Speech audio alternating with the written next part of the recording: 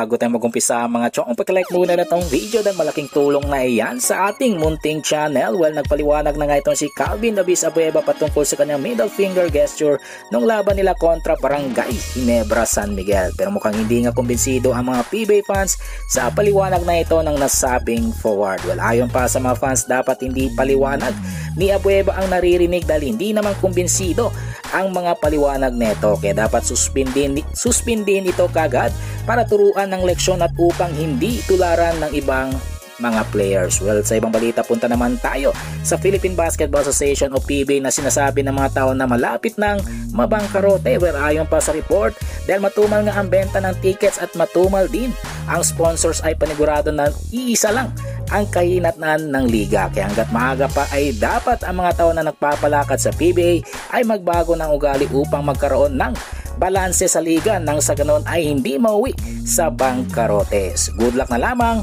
sa Philippine Basketball Association.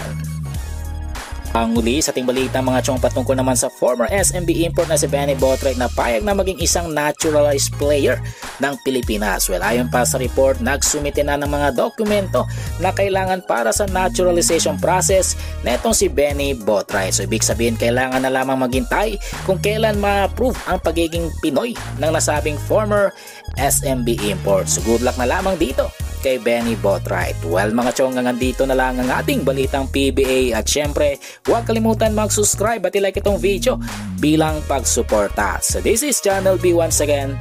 I'm out.